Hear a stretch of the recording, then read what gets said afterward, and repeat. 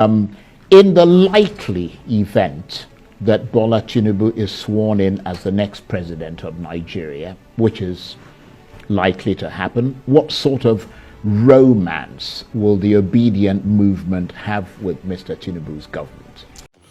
Good morning, good afternoon, good evening, depending where you're watching from. I'm Okocha P. Marcel, and this is my channel. The national chairman of the Labour Party, Alhaj Farouk, have come to say in Naira television that they are very sure that the judiciary is going to overturn the election. But however, if judiciary did not overturn the election, that the Labour Party has plan B of what they are going to do. Are you thinking of what they are going to do? Now listen to him as he speaks. I mean, what is happening? Some have suggested that the movement is in some form of disarray at the moment, so it's not quite sure what direction he needs to go. Well, honestly, the OBIdient movement is a patriotic organization now. There are patriotic individuals that come together to look for a way forward, to find a meaning in the way, means and manner in which the nation is being governed. So those patriotic individuals are still part and parcel of the party. The party have absorbed each and every one of the OBIdients who feel that beyond the movement that wish or hope to usher in Mr. Obi as the president of Nigeria, they still have the zeal to continue to fight and to struggle for the emancipation and liberation of Nigerians. But there is a difference, isn't there, between the OBIdient movement and the Labour Party? Because, I mean, the party has gained one governorship seat, 8 senators, 34 representatives in the House, 68 state assembly members. But the Labour Party would never have achieved such a feat without Peter Obi and the OBIdient movement. And I'm wondering, what does that mean for the quest for political power and lasting change? Because if the OBIdient movement divorces itself from the Labour Party will simply go back to what it used to be without really that fundamental energizing elements that it needed to bring it to where it is today. Well, I will agree with you and disagree with you. I disagree with you the fact that if the OBIdient movement leave or stop their sport where the election ends, then the Labour Party will go. No, well, I mean, both Peter Obi and because Peter Obi is inextricably linked to the OBIdient movement. That's the whole point of the word OBIdient. You see what I mean? Yes, the word came as a result of Obi getting the ticket to run for presidency from the Labour Party. So Labour Party, Obi, and the OBIdient are linked together. Obi will not have been, or may not have, the OBIdient may not have find a way to follow Obi if he is in any other party. No, actually, I think that's wrong. Well, you may say it is wrong. Well, I mean, it's not me saying it. I'm simply articulating I want to correct the impression. Right, okay. I want to correct the impression that Obi was in PDP. We didn't see that kind of hype moment.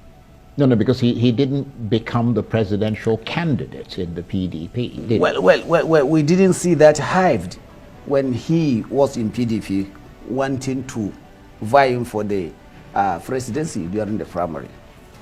In any case, we want to assure the OBIdient that they have a home, they have a place in Labour Party. And you need them, don't you? Because if they're not there, then you don't really have much to offer, do you? But for them, they have a lot to offer, and they have offered a lot. Right. And they cannot do as much as they have done if they are not member of the Labour Party. Okay, well, let's now say, given that you've married the two, I mean, you're saying that there's a symbiotic sort of relationship Yep. inside and that the common sort of symbiosis is the Labour Party that brings them together, brings Peter Obi together.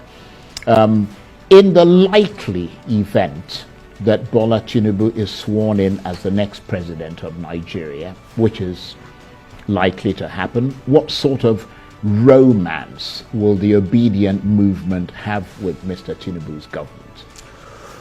Well, as far as the Labour Party is concerned, we are behind Peter Obi. He has filed, the party and the candidate have filed a case at the tribunal, and will not say anything. I will not assume anything will happen until when the case is being determined. But you have to think ahead. We've been thinking ahead. Of course, we have our plan B. Right. But the issue is all we are wanting is new Nigeria. All we want is to have a Nigeria where peace and justice should reign. Right. We want to have a secured Nigeria, a prosperous Nigeria. And anything outside that is not acceptable to Nigerians. And we're not going to accept it. Yeah. Well, when you say you're not going to accept it, I'm wondering what your role and your remit, and when I mean I mean the Obedient movement inextricably linked with the Labour Party.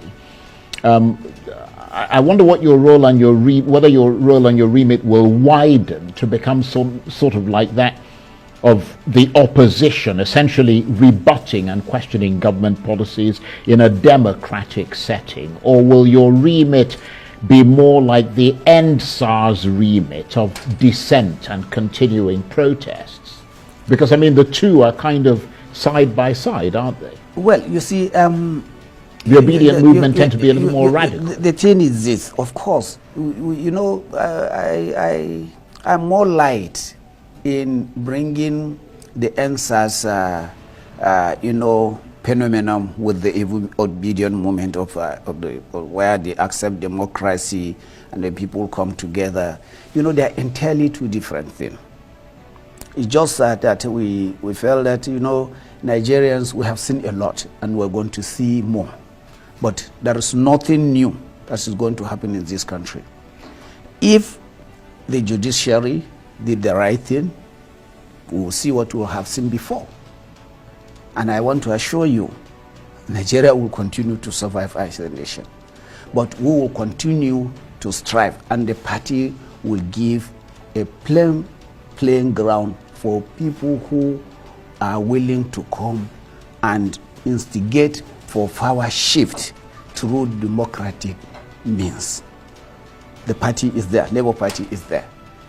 We have been in the field, we have been in the political arena, we have had governors before, we have had senators before, we have had a lot of things, but the only thing is that we do not have someone who aspires to be the president that gathered this much momentum, as in Peter Obi. So we believe if Peter Obi and the Obedient remain with the party, certainly Nigeria is not going to be the same, you know, trash, you know, a dustbin where everything will just come and a lot of things will change. Even the way the government is going to be run, in the event that I do not foresee that we are not going to win in a clear, you know, court of law. I do not see that. I have in mind that the judiciary will do the right thing. The wrong thing will be reversed. That is my feeling. Well, obviously, we can't prejudge what the court is going to do. Well, it's my feeling. It's not prejudging. No, of course, you're perfectly entitled to your feelings. We'll have to see what happens. But at the moment, the president-elect is Bola Ahmed Tinubu. Do you expect that a Tinubu government will want to control the narrative? And in such circumstances, people who disagree with them, for example, in a fairly radical manner, will be watched and put on file and maybe have their opinions in some ways suppressed, or you don't believe they'll go that far? Well, what I believe is this: we are now in a new Nigeria. For somebody, no matter how powerful he thinks he is, to come and say that he's going to suppress the earning of Nigerians to have a better Nigeria, he's just been a joker. presidential or whatever. You cannot suppress the wishes of the people now if you want to have the nation. So we are hoping whatever the circumstances, whatever the outcome of whatever is going to be, we're going to have a better Nigeria.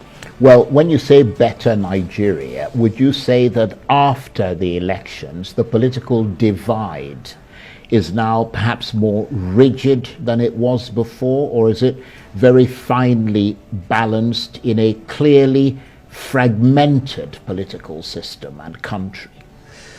Well, you see, the problem we have is more of ideological in the way the other presidential candidates and in the other parties and our own presidential candidate, Mr. Peter Obi, look in, the way to govern the country, the way to bring, the desired change in the government in Nigeria.